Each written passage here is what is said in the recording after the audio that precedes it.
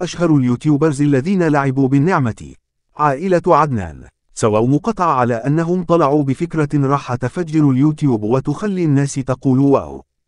بالأخير طلعوا يلعبون ويسرفون بالنعمة. هذا اللي اسمه هوس المشاهدات.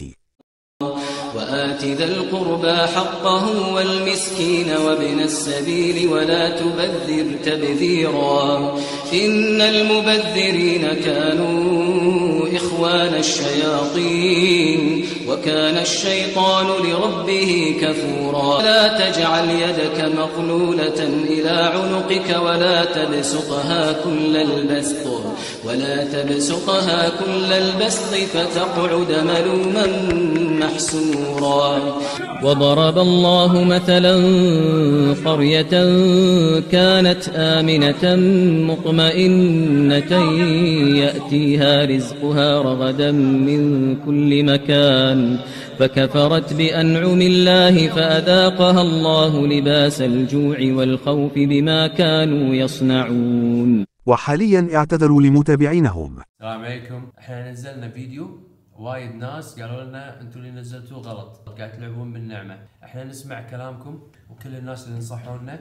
احنا كان عندنا جزء ثاني انه بننزله من نفس التحدي، فاحنا الحين ما راح ننزله. ليش؟ لان احنا نصيحتكم تهمنا، بس اللي سبونا يعني الله يسامحهم. مو فلوكس هذا كبر مبذر للنعمة، مرات عمل اكبر صحن اندومين واكبر صحن كورن فليكس.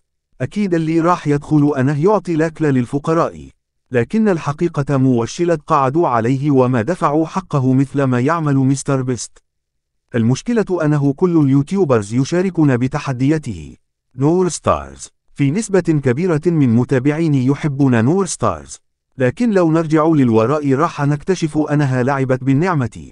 عمر أبو الربي، دري أنك مصدوم بس عمر كان مجنون في بدايته، مسوي نفسه يقلد مستر بيست، لكن جاب كوكاكولا وقعد عليه. دري أنه المقطع قديم لكن حبيت أذكركم فيه. ليكوكادو أفوكادو، يوتيوبر محتواه الموكبان، اللي يتابعه راح يقول أنه ياكل طبيعي لكنه ياكل ويبكي ويلعب بالنعمة.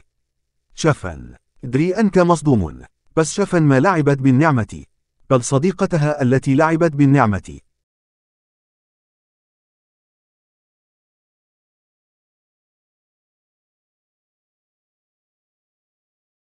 حورية برلين، يوتيوبر متحول، مرة جرب ترند أنا بحب اللحمة كثير، لكن لو تلاحظ راح تكتشف أنه لعب بالنعمة.